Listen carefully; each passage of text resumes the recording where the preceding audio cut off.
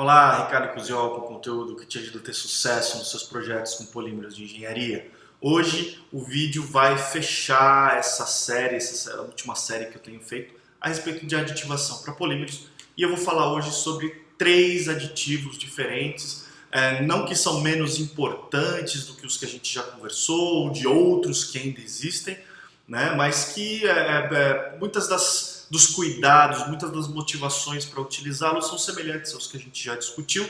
E com relação ao tema aditivação, a gente ainda está muito longe de esgotar esse assunto. Eu realmente busquei mostrar só um pouco desse mundo para você, de forma que você possa ter um pouco mais de informação. Mas daria para a gente falar aqui durante um ano inteiro só sobre aditivação de polímeros. Tá certo? Então hoje nós vamos conversar a respeito das cargas minerais, cargas reforçantes minerais, dos pigmentos e dos aditivos anti-UV, anti-radiação ultravioleta. Para fechar também esse assunto, preparei um breve PDF com um resumo, com alguns detalhes a mais do conteúdo que eu vou conversar com você no vídeo e que você pode baixar se cadastrando na minha lista VIP. Para isso, clica no link que está na descrição desse vídeo, deixe seu e-mail na página que vai se abrir e nesse endereço que você deixar para mim vai receber uma mensagem. Entra nessa mensagem, clica no link que está lá dentro para efetivar o seu cadastro e você vai ter acesso imediato ao download desse PDF. Se você já está cadastrado na minha lista, lembra, só deixa o seu e-mail novamente, clica no botão que está embaixo desse vídeo, deixa o seu e-mail novamente para eu saber que é um assunto do seu interesse e você vai ter acesso imediato ao download. Muito bem, falando primeiro das cargas minerais. As cargas minerais elas são muito parecidas com um assunto que a gente já discutiu aqui, que são as fibras de vidro. A gente usa cargas minerais dos materiais poliméricos para obter uma melhora nas propriedades mecânicas dos materiais, um aumento de rigidez, um aumento da capacidade de suportar cargas estáticas em aplicações estruturais dos polímeros, principalmente a altas temperaturas.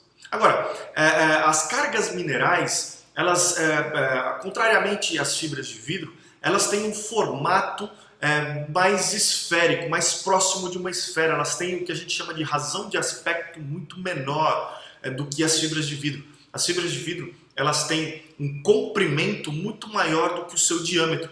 E isso leva a todas as dificuldades que a gente comentou no vídeo sobre fibras de vidro. Eu vou deixar o link na descrição aqui do vídeo também para você assistir depois. Tá? E quais são esses problemas que a gente encontra com as fibras de vidro? Principalmente de anisotropia. E principalmente com relação à anisotropia dimensional, ou seja, a peça contrai numa direção diferente do que ela contrai em outra, a peça expande numa direção diferente do que ela expande em outra, quando na presença de temperatura, por exemplo. E isso faz com que a estabilidade dimensional da peça, a possibilidade dela empenar, seja aumentada. Como as cargas minerais possuem uma razão de aspecto, ou possuem uma geometria mais próxima de uma esfera, elas minimizam esse tipo de problema. E por esse motivo, então, você utiliza as cargas minerais em aplicações onde você quer ter um aumento de rigidez, um aumento de propriedades mecânicas, mas precisa ter uma melhor estabilidade dimensional. É óbvio que você não vai conseguir o mesmo nível de reforço que as fibras de vidro. Não existe almoço grátis nesse mundo. Uma vez que você melhora algum tipo de propriedade, você vai ter uma penalidade em outra. Então, as cargas minerais elas proporcionam um reforço que não é o mesmo nível de reforço das fibras de vidro, porém, elas melhoram bastante a questão da estabilidade dimensional. E por esse motivo, muitas vezes elas são utilizadas até em conjunto com as fibras de vidro, de forma a você obter o melhor dos dois mundos. Ou seja, você tem uma peça altamente reforçada pelas fibras de vidro e você incorporando as cargas minerais, você melhora um pouco a questão dimensional, minimiza um pouco a anisotropia proporcionada pelas fibras de vidro com esse percentual de cargas minerais. É uma solução bem interessante, você encontra aí diversas opções no mercado, é muito comum você ver materiais reforçados com o talco, né, o carbonato de cálcio. Você tem a mica, que é um outro mineral muito utilizado, a volastonita também, que é um outro mineral bastante utilizado. A depender aí do tipo de material que você vai reforçar, a depender do tipo de propriedades, do nível de propriedades que você está buscando, você pode fazer combinações diferentes aí, com minerais diferentes, materiais diferentes, em proporções diferentes, ok? Então, as cargas minerais, elas têm essa característica de proporcionar o aumento de rigidez, assim como as fibras de vidro, e ter uma melhor estabilidade dimensional. Os cuidados na utilização, os detalhes de processo de utilização são basicamente os mesmos que a gente discutiu com as fibras de vidro. Vai lá e assiste o vídeo que está aqui, o link na descrição do vídeo de hoje, ok? Muito bem. Um outro característico, uma outra classe de aditivos que eu quero conversar com você hoje são os pigmentos. Os pigmentos são responsáveis aí, principalmente por dar cor a peças plásticas, né? De toda a classe de aditivos que a gente pode falar, talvez os pigmentos são aqueles que a gente poderia passar mais tempo falando. Uma infinidade de tipos, uma infinidade de compostos, uma infinidade de colorações diferentes, enfim.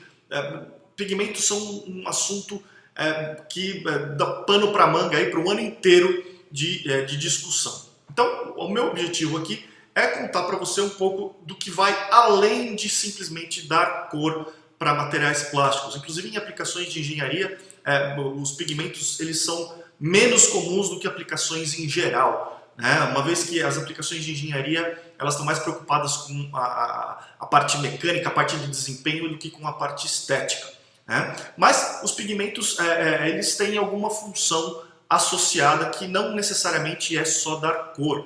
Por exemplo, alguns pigmentos eles podem ter algumas funções agregadas de resistência à ultravioleta, que nós vamos discutir em breve. Agora, você tem que ter alguns cuidados com relação ao uso de pigmentos. O primeiro cuidado que você tem que ter é com relação à compatibilidade química.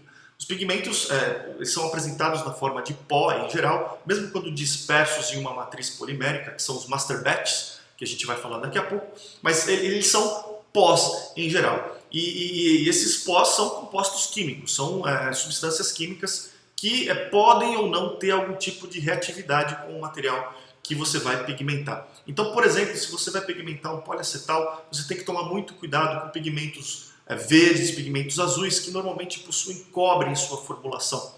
E o poliacetal no estado fundido reage violentamente com o cobre, gerando problemas de degradação, problemas de espirramento violento, enfim, uma série de dificuldades de processo. Então, você tem que tomar cuidado com a compatibilidade química do pigmento. Você tem que tomar cuidado também com a granulometria desse pigmento. Materiais que possuem granulometria muito grande podem influenciar negativamente as propriedades mecânicas do seu material. Uma vez que você está buscando dar cor para a sua peça, você pode ter a cor que você quer, mas ter uma peça que não funciona mecanicamente. Então você tem que tomar cuidado com isso. E finalmente, hoje em dia o mais comum é você ter os pigmentos pré-dispersos numa matriz polimérica chamada de veículo, que são os master batches, famosos master batches, que no fim das contas se assemelham muito ao material plástico convencional, né? São grãozinhos de material plástico colorido que contém uma alta concentração de pigmento, uma alta concentração desse pó, que vai ser então depois disperso numa matriz polimérica de forma muito mais fácil, muito mais limpa, uma vez que você não precisa manusear o pó propriamente dito. E o cuidado com os master batches vem de você usar uma resina base, né, um veículo que seja compatível, que seja adequada para o material que você vai pigmentar. Principalmente em aplicações de engenharia, isso é fundamental. Se você usa um master batch que utiliza como veículo uma resina incompatível com o material que você vai pigmentar, você pode ter toda uma lista de problemas aí, como a degradação do material durante o processo. Você pode ter problemas de peças que se quebram, você pode ter problemas de delaminação, que são aquelas peças que soltam as camadas superficiais como se fossem uma pele descascando. Enfim, você pode ter um monte de problemas, sem contar que você pode não ter a cor desejada também por uma série de fatores aí de compatibilidade. Então, os cuidados no uso de pigmentos, os cuidados no uso de master batches são esses, tá certo? E finalmente, como eu disse para você, os pigmentos eles muitas vezes podem ter uma função, agregar funções secundárias, como dispersores de cargas estáticas, como, enfim, anti-UV. E particularmente essa última aplicação de anti-UV é que eu quero finalizar esse vídeo conversando com você. Uma das maiores aplicações anti-UV que existem é do negro de fumo. O negro de fumo, que é um pigmento preto, ele é muito responsável, muito utilizado, não só para dar cor preta para peças plásticas, mas também por estabilizar o material quando você tem uma peça que vai ser exposta à luz do sol diretamente, uma peça que vai ser usada em ambiente externo. Então, é muito comum em aplicações de engenharia você ter materiais que trabalham ou na sua cor natural ou na cor preta, exatamente a cor preta visando aí uma maior estabilidade à radiação ultravioleta. Agora, muitas vezes você pode querer uma peça estabilizada à ultravioleta, uma peça que você vai usar em ambiente externo e que não seja na cor preta.